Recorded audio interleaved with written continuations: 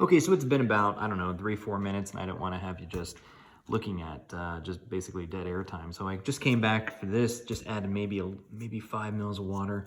And again, the water was important because citric acid alone isn't going to be able to do enough to be able to steal the water molecules or even break up any kind of bonds.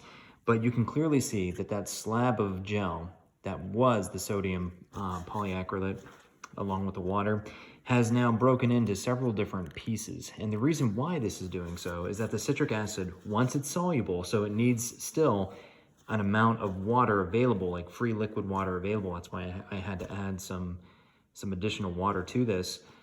When it becomes dissolved in the water, it's able to then claw. It's a chelator of cations, most notably calcium, for instance, but also sodium. And so why the gel is actually breaking up, it's because the citric acid is acting to claw at the sodium cation that it does make up that gel-like material. So with that being broken up by virtue of the citric acid, the gel-like system can then start to break down and dissolve in this concoction.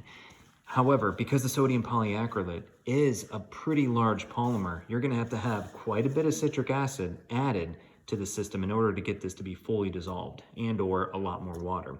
Here I didn't do so. This is why you have incomplete dissolution, but if I were to let this go for a number of hours, probably it would work quite convincingly. But that is the example there. So I added maybe, I don't know, probably about at least 2 grams of citric acid to this lump.